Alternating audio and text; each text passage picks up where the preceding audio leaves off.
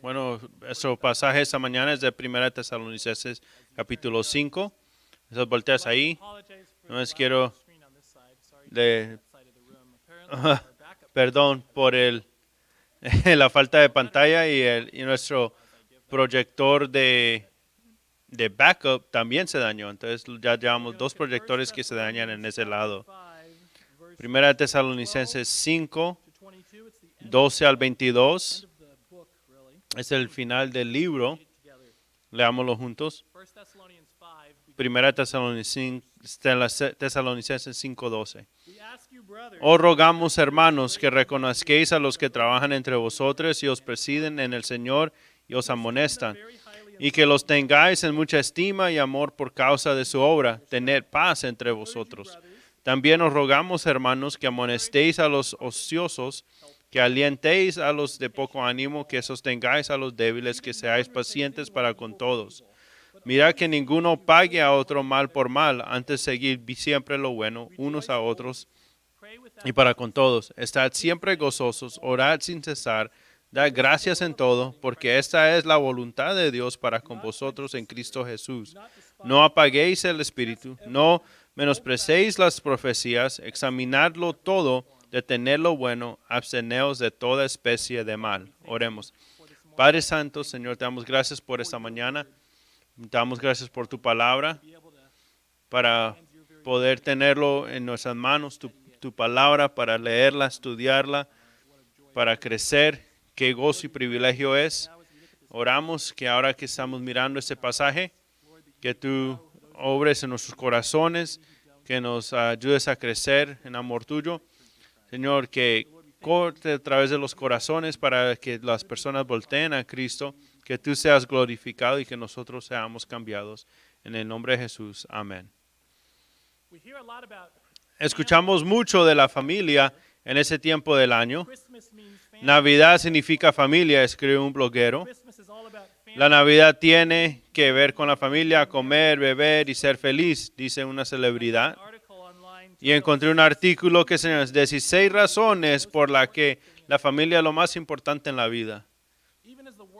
Incluso mientras el mundo busca redefinir la familia, todavía hay un reconocimiento de su importancia.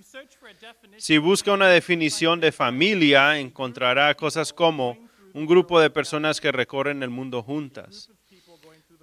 Un grupo de personas que recorren el mundo juntas. Por lo general, la noción de relacionarse y con cuidarnos unos a otros. Pero la Biblia habla de otro tipo de familia, la iglesia. La iglesia es un grupo de personas salvados por Dios, creciendo y sirviéndole juntos. La Escritura a menudo usa el lenguaje de la familia para describir a la iglesia. Dios es nuestro Padre Celestial. Efesios 1:5 dice que hemos sido predestinados para adopción como hijos. Primera de Juan 3:1 dice que somos hijos de Dios. Nos llamamos hermanos y hermanas en Cristo. Gálatas 6:10 llama a la iglesia la casa de la fe. Efesios 2 y Primera de Timoteo le llama la casa de Dios.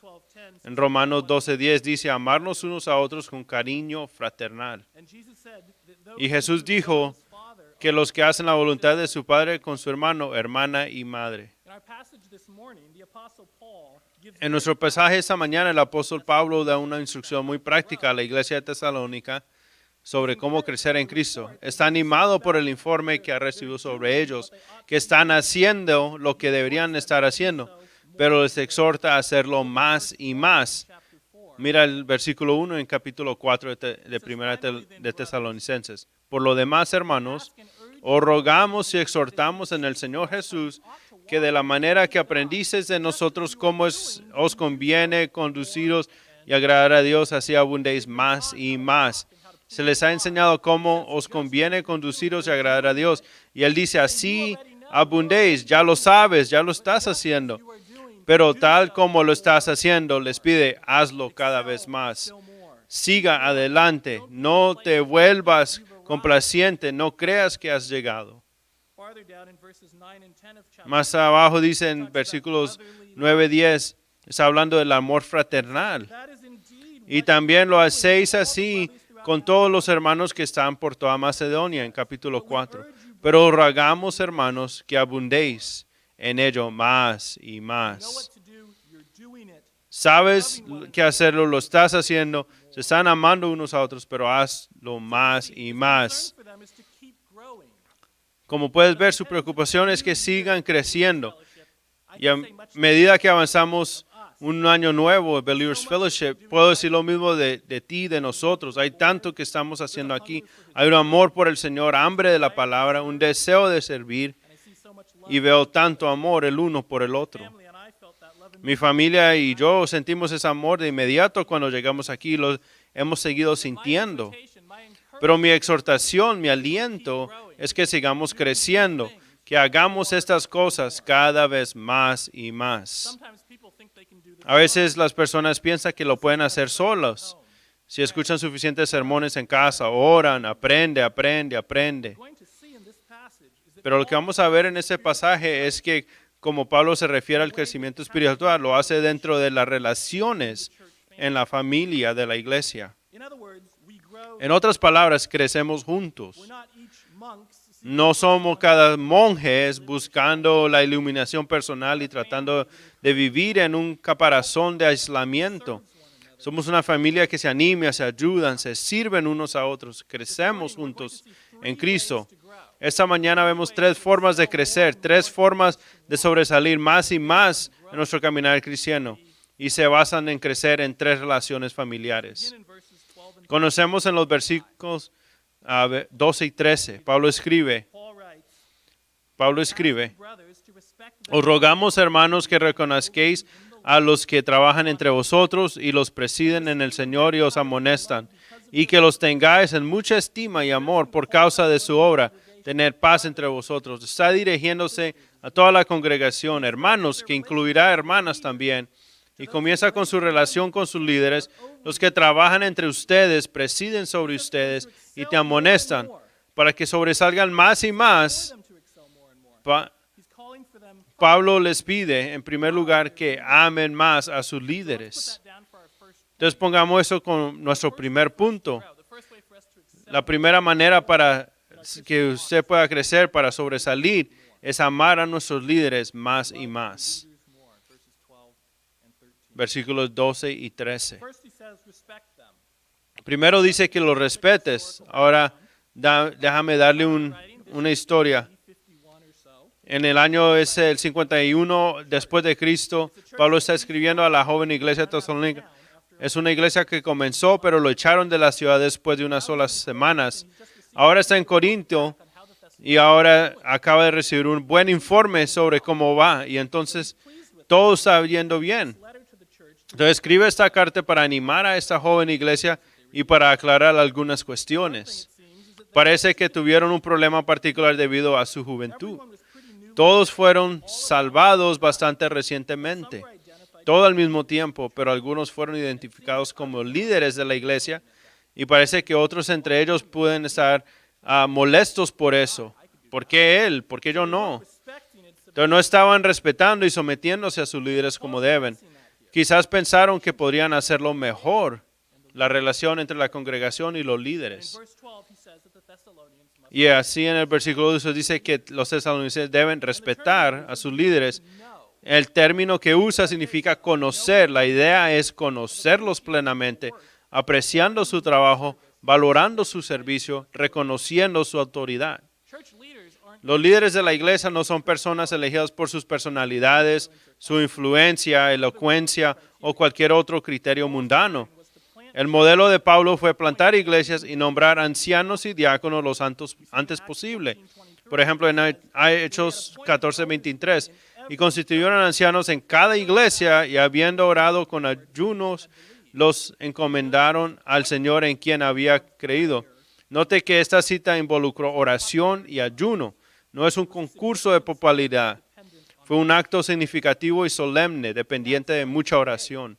En Hechos 20:28 dice Pablo a los ancianos de Efeso, por tanto, mirad por vosotros y por todo el rebaño en el que el Espíritu Santo os ha puesto por obispos. Es el Espíritu Santo, no el hombre, lo que convierte a uno en un obispo de la iglesia de Dios. Y en la carta a la iglesia de Éfeso, Pablo escribe, Efesios 4:11 y 12, y él mismo Dios constituyó a algunos apóstoles, a otros profetas, a otros evangelistas, a otros pastores y maestros, a fin de perfeccionar a los santos para la obra del ministerio, la edificación del cuerpo de Cristo. Los líderes de la iglesia son elegidos por Dios y dados a la iglesia. Son autoridades de Dios. Y por eso Pablo dice en el pasaje que os presiden en el Señor. Son sus subpastores seleccionados a mano para liderar y cuidar de su rebaño. Marcos 10, 42, 45. Mas Jesús llamándoles les dijo, sabéis que los que son tenidos por gobernantes de las naciones señorarán de ellas y sus grandes ejercen sobre ellas potestad. Pero no será así entre vosotros, sino que el que quiera hacerse grande entre vosotros será vuestro servidor. Y el que de vosotros quiera ser el primero será siervo de todos, porque el Hijo del Hombre no vino para ser servido, sino para servir y para dar su vida en rescate por muchos. Esta es la responsabilidad de los líderes para la mano de obra, para dirigir, que incluye, por ejemplo, para amonestar como líderes siervos, siguiendo el ejemplo de Cristo, no para beneficio personal o gloria, pero para la ganancia del rebaño y la gloria de Dios. La responsabilidad del rebaño es a respetar ellas, conocer su llamado y su arduo trabajo por el Evangelio. Versículo 13, y que los tengáis en mucha estima y amor por causa de su obra. Sepa cuál es su trabajo, ver lo duro que trabajan para cuidar y proteger y dirigirnos y por el Evangelio. Y trabaja con ellos, sigue su ejemplo y presta atención a sus instrucciones con humildad, capacidad de enseñanza. Hebreos 13, 7, Pablo dice, el autor de Hebreos dice, algunas personas creen que es Pablo, pero muchas personas no, entonces no sabemos. Hebreos 13, 7, dice, acordaos de vuestros pastores que os hablara la palabra de Dios, considerad cuál haya sido el resultado de su conducta e imitad su fe. Los líderes tienen que ser ejemplos para que otros lo sigan.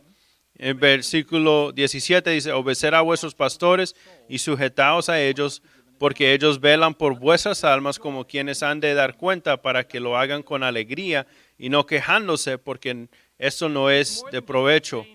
Pero es más que obedecer y sometiendo. Esto muestra respeto. Pero Pablo exhorta a los tesalonicenses más para hacerlo más y más. Mira Hebreos 13, 17. Dice que los líderes velan por vuestras almas. ¿Has pensado en eso? ¿La gravedad de eso? Los líderes velan por vuestras almas. Primero me impresiona la responsabilidad que tiene un anciano.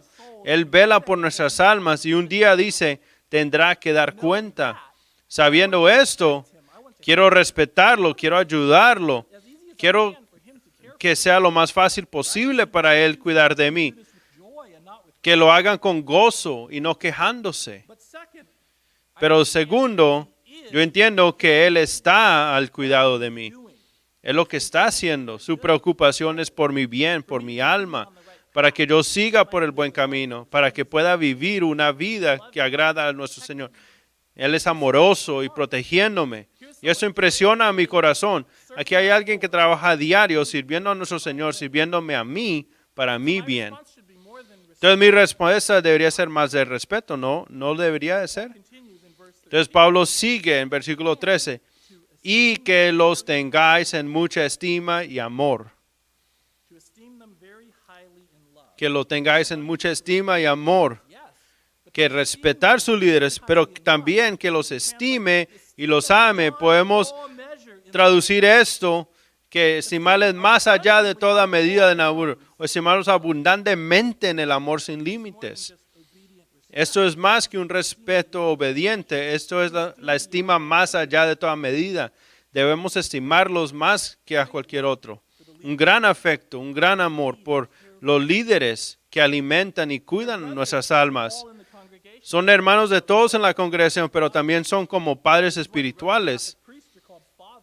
Por ejemplo, los católicos llaman los sacerdotes padres. Nosotros no lo hacemos así. Son como padres en la iglesia cristiana. Pablo era un padre espiritual para Timoteo, incluyendo a los tesalonicenses. Primera de Tesalonicenses 2, y mira lo que Pablo dice, 11 y 12. Se compara como un padre con hijos. Primera de Tesalonicenses 2, 11. Así como también sabéis que de qué modo como el Padre a sus hijos exhortábamos y consolábamos a cada uno de vosotros y os encargábamos de anduvéis como es digno de Dios. La relación debería ser tanto como hijos. Y la relación debería crecer tanto como para algunos de nosotros, nuestra relación con Dios podría haber crecido desde la niñez.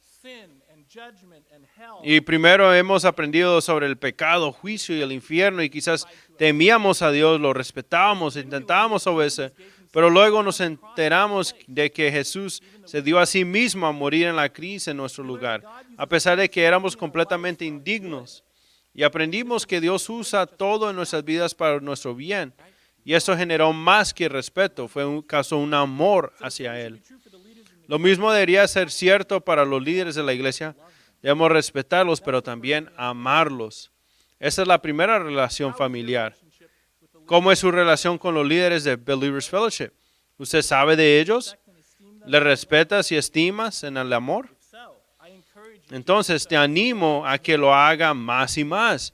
Llegar a saber de ellos, permítales que te conozcan, anímalos, cree lo mejor, siga alegremente su ejemplo, ore por ellos, ora por ellos, conoce el trabajo que hacen, aprécialo y sé parte de esa obra de ministerio tú mismo. Trabaja con ellos como Dios te ha llamado a hacer. Vamos a sobresalir más y más amando a nuestros líderes más. Eso aborda la primera relación, la primera forma de crecer. Oportunamente, las próximas exhortaciones de Pablo se centran en otra relación entre la familia, nuestras relaciones con nuestros hermanos y hermanas en Cristo. La segunda parte de versículo 13, 1 Tesalonicenses 5, tener paz entre vosotros. También os rogamos, hermanos, que amonestéis a los ociosos, que alentéis a los de poco ánimo, que sostengáis a los débiles, que seáis pacientes para con todos. Mira que ninguno pague a otro mal por mal, antes seguid siempre lo bueno. Esto llega a nuestro segundo punto. Si vamos a vivir vidas que agraden a Dios, si usted desea sobresalir más y más, entonces debemos hacerlo. Amar más a tus hermanos y hermanas.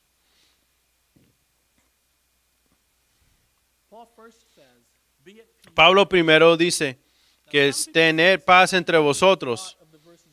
Algunas personas lo ven como él continuando el pensamiento y que es estar a paz con los líderes, pero los versículos y los capítulos y aún los títulos no son partes de las escrituras, fueron añadidas más tarde para ayudarnos a leer. No es parte del original, que entre vosotros, no dice entre ellos. Esté en paz entre vosotros, se dirige a toda la congregación. Vosotros significa toda la iglesia, que incluye a los líderes, pero está dirigido a todos en la iglesia. Tener paz, dice. Eso parece obvio, como puede madurar una iglesia si los miembros no están en paz con unos u otros. ¿Cómo podemos trabajar juntos por el evangelio? ¿Cómo podemos llevar a cabo lo que Pablo habla en Filipenses 1:27? Solamente que os comportéis como es digno del evangelio de Cristo, para que os sea que vaya y veros, o que este asunto oiga de vosotros que estáis firmes en un mismo espíritu, combatiendo unánimes por la fe del evangelio. ¿Cómo podemos funcionar como el cuerpo de Cristo si las distintas partes del cuerpo están en guerra entre sí? ¿Cómo puede funcionar una familia si está dividida y un pie va para allá y el otro pie para acá? No vas a ir muy lejos. ¿Cómo puede funcionar una familia si está dividida? Jesús dice en Mateo 12:25, todo reino dividido contra sí mismo es asolado y toda ciudad o casa dividida contra sí misma no permanecerá. Un reino, una ciudad, una casa, una familia, no debe haber división, sino paz. En 2 Corintios 13:11, por lo demás, hermanos, tened gozo, perfeccionaos, consolaos, sed un mismo sentir y vivir en paz, y el Dios de paz y de amor estará con vosotros. Entonces tenemos que amar y cuidarnos el uno al otro. La paz no es solo una ausencia de guerra, es armonía, es unión, es orden. Cada parte del cuerpo debe trabajar en conjunto. Todos los miembros de la familia deben estar unidos.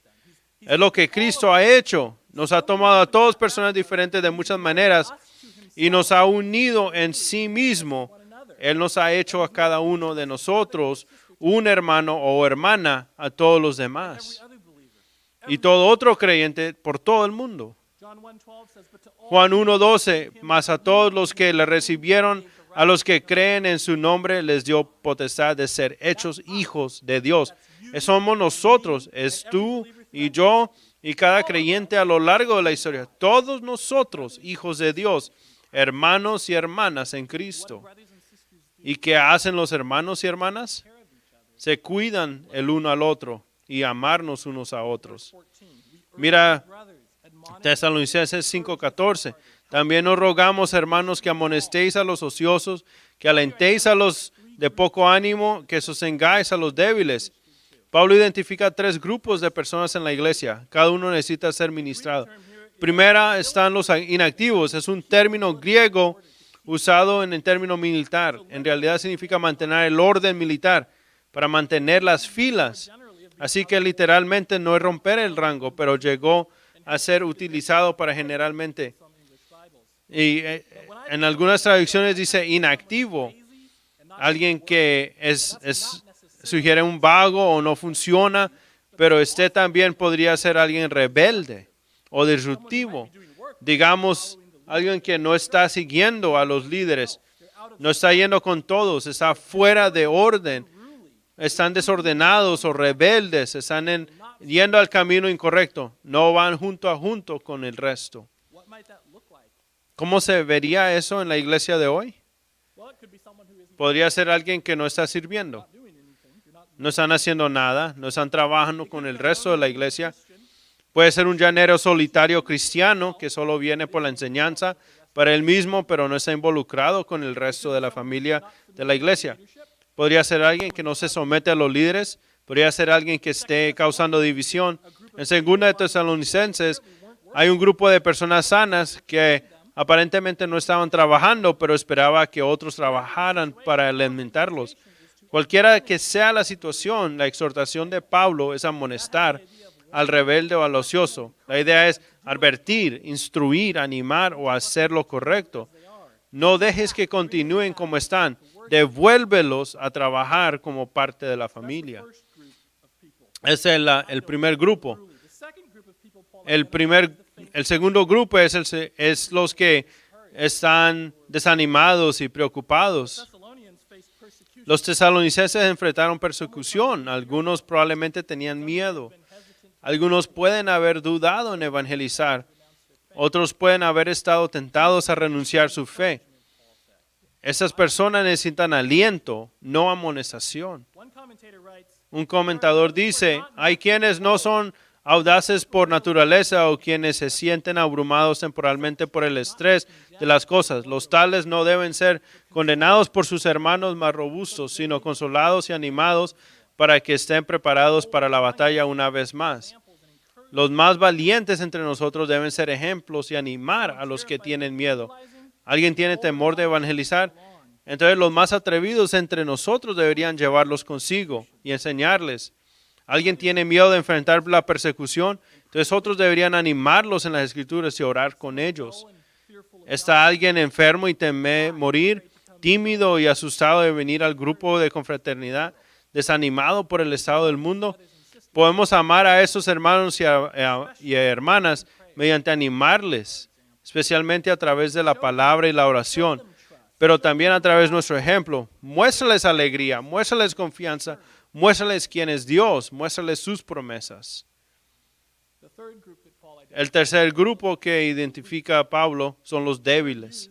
El término utilizado puede significar una debilidad física, pero también en el contexto probablemente es la debilidad espiritual. Aquellos que están débiles espiritualmente caen más fáciles en pecados. A lo mejor están en persecución o caen en falsa enseñanza. Un comentador dice, algunos creyentes son débiles por falta de conocimiento de la voluntad de Dios, algunos por falta de valor para confiar en Dios, algunos vacilan en usar su libertad en Cristo, algunos por falta de estabilidad o propósito, se dejan llevar fácilmente, algunos carecen de valor para afrontar o voluntad la soportar. La persecución o la crítica, algunos son incapaces de controlar los apetitos del cuerpo o los impulsos de la mente. El enfoque de Pablo era ayudarles. ¿Qué significa eso? Ayudar es una palabra que es bien imprecisa, pero el término en griego significa adherirse o a esperar o a darle un apoyo o para sostenerlos. En otra, es estar al lado de la persona para ayudarles. John MacArthur dice, establecer estrechas relaciones personales y brindarles instrucción doctrinal y estímulo para la justicia y el alejamiento del pecado. Hermanos y hermanas se ayudan unos a otros. Son personales relaciones cercas. Tenemos que construir relaciones con otros. Necesitamos conocer a la gente para hacerlo. Tengo que conocer la situación de mi hermano para ministrarle. Y tengo que abrirme a los demás para que ellos me conozcan y me ministren a mí. No puedo tener todo conocimiento, pero necesito conocer a las personas. Necesito tener relaciones en la familia de mi iglesia. Necesito estar involucrada en sus vidas. Necesito importarme de ellas. Note esos tres grupos, el enfoque es diferente. No todas las personas se encuentran en la misma situación y la forma en que ministramos es diferente. No todos necesitan amonestación. Algunos lo hacen. Algunos no necesitan alientos, pero otros sí. Y no todos necesitan ayuda, pero otros sí. Y nosotros necesitamos la sabiduría para discernir cómo ministrarnos el uno al otro. Necesitamos ayudar que Dios revele cómo debemos acercarnos a cada persona. Pero si hay algo en común en todo eso, lo dice al final del versículo 14, seáis pacientes para con todos. También os rogamos, hermanos, que amonestáis a los ociosos, que alentéis de poco ánimo y sostengáis a los débiles, que seáis pacientes para con todos. Si todos necesitamos paciencia, y si eres creyente, estás llamado a tener paciencia. En Efesios 4, 1 y 2, yo pues expreso en el Señor, os ruego que andéis como es digno de la vocación con que fuisteis llamados, con toda humildad y mansedumbre, soportándoos con paciencia los unos a los otros. Es lo que hacen los hermanos y hermanas en Cristo entre sí. Nos soportamos unos a otros en el amor. Por fin, Pablo da una especie de declaración resumida aquí. Mira que ninguno pague a otro mal por mal, antes seguid siempre lo bueno, unos para con otros y para con todos. Es una enseñanza general en lo largo de las Escrituras. No buscar venganza, sino buscar el bien, incluso si son nuestros enemigos. Aquí en el Sermón del Monte, no es el énfasis. El contexto es aquí, dentro de la iglesia. Es aquí, dentro de la iglesia. Nadie busque venganza o retaliación, haciéndose bien a cada uno de nosotros en la iglesia y a todos, pero el énfasis es uno al otro en la iglesia. Eso resuma amar a nuestros hermanos. Eso es resume, encapsula todo. Y aquí la palabra buscar es perseguir. ¿Estás persiguiendo el bien de los demás en la iglesia? ¿Estás persiguiendo el bien de tu hermano y tu hermana? Imagínate por un momento, si fallece repentinamente y está el servicio de recordatorio y las personas se acuerdan de ti y las palabras que se van a poner en tu lápida sepulcral podría decir que está escrito, aquí se encuentra tu nombre, quien siempre amonestó, alentó y ayudó a sus hermanos y hermanas, quien persiguió por su bien. ¿Podría estar esas palabras ahí? ¿Amas a tus hermanos y hermanas en Cristo? La iglesia es una familia y estamos destinados a crecer juntos como familia, ministrándonos, amándonos unos a otros. Hagámoslo más y más. Entonces, como Pablo exhorta a los tesalonicenses cómo sobresalir más y más en su caminar al abordar su relación en la familia, hemos visto, pero la realidad es que no podemos esperar estar bien en esas relaciones, no podemos amar a los demás si no primero estamos viviendo en una relación correcta con nuestro Señor. Llegamos pues al tercer y el último punto, la relación más importante de todas, amar más a tu Señor. Y aquí Pablo se lanza a unos comandos rápidos y completos sobre nuestra relación con Dios. Empezamos con 1 Tesalonicenses 5:16. Estad siempre gozosos, orad sin cesar, dad gracias en todo, porque esta es la voluntad de Dios para con vosotros en Cristo Jesús. Primero debemos regocijarnos siempre. Y aquí lo impactante es que dice siempre. Lo dice en Filipenses 4:4, regocijaos en el Señor siempre. Otra vez digo, regocijaos. El gozo debe ser una característica constante y continua de nuestras vidas. Para el cristiano no depende de las circunstancias. Podemos estar alegres sin importar lo que esté sucediendo, no importa dónde estemos. ¿Cómo puede ser esto? Es porque nuestro gozo proviene de nuestra unión con Cristo. Podemos perder nuestros trabajos, nuestras posesiones, salud, nuestros derechos, incluso nuestras mismas vidas, pero nada podrá quitar a Cristo. Nada puede quitar nuestra fe porque es de Jesús. Nada puede quitarnos nuestra vida verdadera, vida porque está en Jesús. Nada puede quitarnos la esperanza porque está asegurada. Y nada puede separarnos del amor de Cristo. No tribulación, angustia, persecución, hambruna, desnudez, peligro o espada. Así dice Pablo en Romanos 8:35. John MacArthur escribe, el gozo cristiano fluye constantemente de lo que el creyente sabe continuamente que es verdad acerca de Dios y acerca de su relación eterna y salvadora con Él, independientemente de las circunstancias. Así Pablo pudo regocijarse mientras estaba en la prisión. Los apóstoles pudieron regocijarse al ser golpeados por predicar a Cristo. Y los creyentes perseguidos mencionados en Hebreos 10 podían aceptar con gozo el despojo de sus propiedades. Cristo es nuestra fuente de esperanza y gozo, y nada puede detener esa primavera.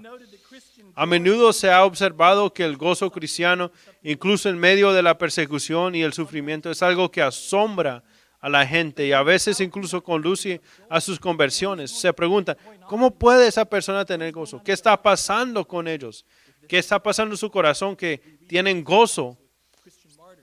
Leemos de eso a veces en casos de mártires cristianos, pero puedo pensar un ejemplo menos mortífero, algo que pasó hace unos años. Hubo incendios forestales furiosos en California. Estaban por todos los fuegos y no había sido contenido. Mi mamá estaba en casa durante la noche y se preguntó si tal vez debería prepararse para evacuar.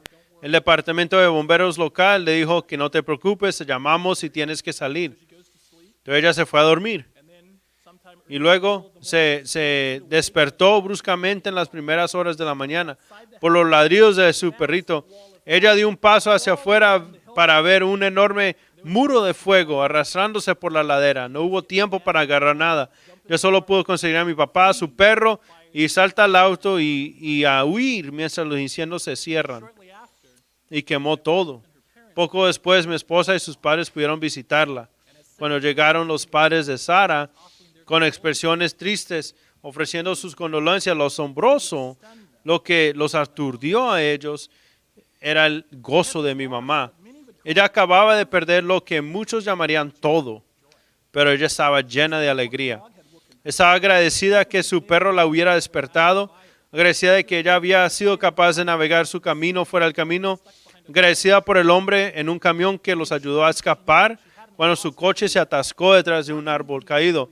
En verdad no había perdido nada, nada que realmente importe. ¿Y qué impacto tuvo su gozo en el medio de sufrimiento para los que lo presenciaron? El padre incrédulo de mi esposa estaba tan conmocionado por la alegría de mi mamá que le preguntó a Sara cómo podía reaccionar. Sara era capaz de compartir que era a causa de su fe, de Cristo, que siempre se regocijaba. El siguiente comando de Pablo es orar sin cesar. La oración también debe ser constante en nuestras vidas. Obvio que no significa que vamos a estar en nuestras rodillas en oración interrumpida, pero es vivir en un espíritu de constante comunión con Dios, que saldrá regularmente en la expresión de la oración. Es siempre estar teniendo la presencia de Dios en mente. Tenemos un increíble privilegio de estar en comunión con nuestro Creador, de acercarnos al trono de la gracia. Si lo amamos, entonces desearemos esa comunión y de hecho dependerá de ello. El tercer mandato de Pablo es dar gracias en todo. Versículo 18. No importa lo que está pasando, estas cosas que nunca podemos perder, tenemos razón de darle gracias a Dios. Estar vivos y tener otro momento, podemos darle gracias por su provisión. Y también sabemos que Dios es soberano. Romanos 8:28, y sabemos que los que aman a Dios, todas las cosas les ayudan a bien. A los que conforme a su propósito nos llamamos, aún lo difícil, en las cosas que podemos llamar malas, Él lo hace por el bien en nuestras vidas y le podemos dar gracias por eso. Sabemos que los incrédulos son conocidas por no ser agradecidas, pero como creyentes debemos ser caracterizados por la acción de gracias. Y al final del versículo 18 nos da la razón de eso. ¿Por qué debemos de dar gracias y regocijarnos? Porque esa es la voluntad de Dios para con vosotros en Cristo Jesús. Regocíjate siempre, orar sin cesar, dar gracias en todas las circunstancias. Y ahora el que ama al Señor también tiene que amar el trabajo del Espíritu en sus vidas. Y ese es nuestro próximo comando. Podemos rebelarnos para desobedeciendo y ir contra la voluntad de Dios. No podemos reprimir el Espíritu. Amarnos el uno al otro, amar a Dios más, no es solamente imposible por el trabajo que el Espíritu Santo hace en nuestras vidas. Tenemos nuestro hacer es obedecer y obedecer lo que el Espíritu Santo y no resistirnos. 1 Tesalonicenses 5, 20, 22 dice: examínalo todo, retener lo bueno, absteneos de toda especie de mal. Y parece que hubo un problema en la iglesia de Tesalónica donde se hicieron profecías falsas. Y aparentemente eso se había llegado a la congregación a descartar toda profecía. Pablo les dice que no tiren al bebé con el agua de la tina, por decir. En cambio, prueba todo. Pon a prueba las profecías. Compárelos con la palabra de Dios. Prueba la fuente. Y después de probarlo, mantén lo bueno y aléjate del mal. Ahora, Dios no está proveyendo ninguna nueva profecía. No la necesitamos. Su revelación especial para nosotros es completa. Entonces, ¿cómo la enseñanza de Pablo se aplica a nosotros? Si hay una profecía que supuestamente viene de Dios, pruébalo como los bereanos probaban las enseñanzas. Y si es buena, sosténla. Y si no, desáchela.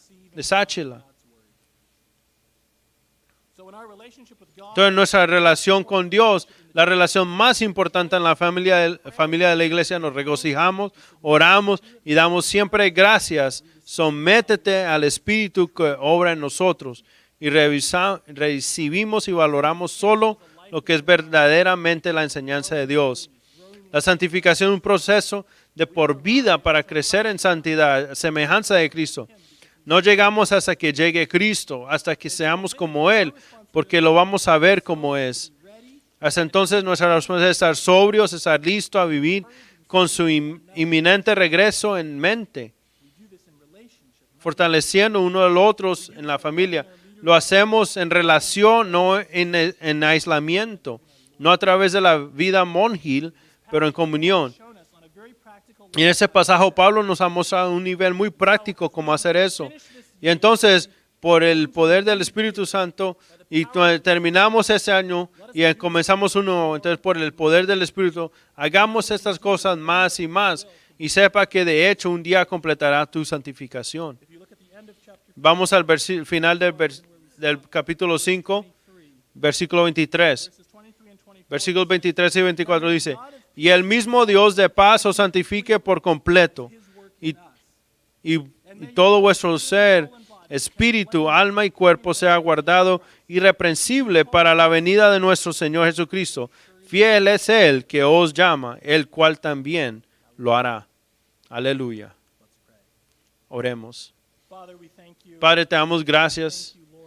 Te damos gracias, Señor, por salvarnos, por mandar a tu Hijo en este mundo como estamos celebrando, que Él venir a morir en la cruz por nosotros y mandando a tu Espíritu para trabajar en nosotros. Pon un deseo de amarte más y amar más tu palabra. Ayúdanos a crecer juntos como tu familia, que nos animemos en uno al otro, nos amemos en uno al otro, y que hay muchos que lo están haciendo bien, pero también sabemos que podemos hacer mejor en el Espíritu. Y oramos que lo hagamos más y más este año. Damos gracias en el nombre de Jesús. Amén. Mientras preparamos a tomar la mesa del Señor, estamos proclamando que dio su vida a salvarnos, que es todos para el que están en el cuerpo de Cristo y no solamente para los de Believers Fellowship. Y si tienes a Cristo como tu Salvador, te invitamos a que participes. Y mientras vienen los varones a pasar los elementos, que examinemos en nuestro corazón lo que Cristo ha hecho.